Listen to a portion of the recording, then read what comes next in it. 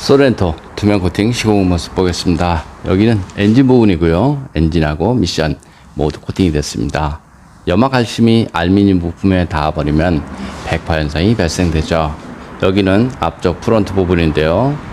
소렌토 같은 경우는 이런 곳이 부식이 잘 됐죠. 여기 자세히 보시면 페인트가 이렇게 까져 있습니다. 노란빛으로 보이는 것은 페인트가 까져 있다, 이렇게 보시면 되고요.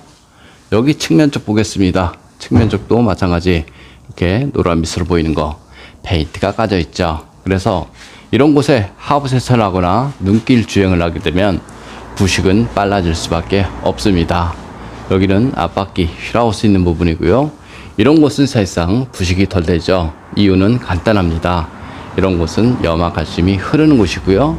염화칼슘이 머무는 이런 부식 부분, 이런 곳에 꼼꼼하게 코팅을 하신 것이 훨씬 좋습니다. 이런 홀 안쪽에는 투명 코팅제와 이너왁스를 이용해서 안쪽 시공이 되었고요. 바닥면 쪽 보겠습니다. 바닥면 쪽도 마찬가지. 여기 자세히 보시면 물 빠지는 배수구가 있습니다. 1mm 정도 되어 있는데요. 이런 곳에 두꺼운 재질로 코팅을 하게 되면 물 배수에 지장을 줄 수 있습니다. 여기 배터리 부분 마찬가지고요. 이런 홀 안쪽 반드시 녹방지가 필요하죠. 여기 커넥터 부분 마찬가지, 이런 곳에도 저렴 코팅이 필요하고요.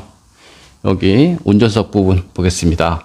여기도 마찬가지 물 배수가 있죠. 이런 곳에 코팅을 하는 순간 바로 물 배수에 지장을 줄 수 있습니다. 예전 같은 경우는 하부 세차를 하지 않았기 때문에 이런 곳에 그냥 두껍게 코팅을 해도 별 문제가 없었죠.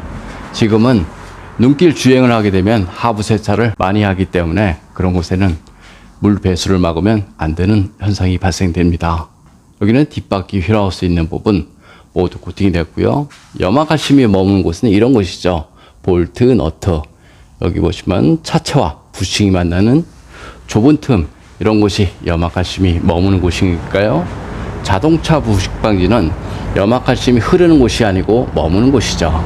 그래서 부품 속에 코팅이 반드시 필요하다, 이렇게 보시면 되고요. 머플러 코팅 모두 했습니다. 머플러 코팅을 해도 녹음 발생이 되겠지만 하지 않은 거에 비해서 10배는 좋다, 이렇게 보시면 되고요. 머플러 코팅을 하면 냄새와 연기가 자주 발생이 됩니다. 그런데 코팅 나라에서 한 것은 한 10분 정도 냄새와 연기가 나고요. 그 다음부터는 냄새, 연기 이런 거 없으니까요. 걱정 안 하셔도 됩니다. 투명 코팅 장점을 보겠습니다. 투명 코팅은 하부 면적 100%를 코팅할 수 있고요. 이런 커넥터, 센서 이런 부분에 코팅을 해도 전혀 문제가 없습니다. 요즘같이 저렴 코팅이 필요한 시기는 하부 세차가 있기 때문인데요. 하부 세차를 하게 되면 커넥터 안쪽으로 물이 스며들죠. 빗길 주행은 방수가 되어 있어서 별 문제가 없습니다. 하지만 고압 하부 세차를 하게 되면 커넥터 안쪽으로 물이 유입이 돼서 고장의 원인이 될 수 있습니다. 좀 더 자세한 내용은 네이버에 코팅나라 검색을 하면 제 블로그가 있습니다. 이상 코팅나라에서 알려드렸습니다. 감사합니다. 소렌토 엔진 코팅 시공 모습 보겠습니다. 앞쪽 플라스틱 부분 코팅하게 되면 먼지 부착률이 적어서 엔진음이 깔끔하죠. 여기는 휴즈 박스 안쪽, 휴즈, 릴레이, 어스 부분 모두 코팅이 되었습니다. 하이브리드 차량 같은 경우는 커넥터, 센서 이런 것들이 굉장히 많습니다. 엔진룸 코팅의 가장 장점은 엔진룸 안에 습기나 먼지로 인한 정기적인 트러블 이런 것들을 방지할 수 있습니다. 코팅제가 건조가 되고 나면 커넥터, 센서 잘 빠지고요. 무상 수리받는데 지장 없으니까 걱정 안 하셔도 됩니다.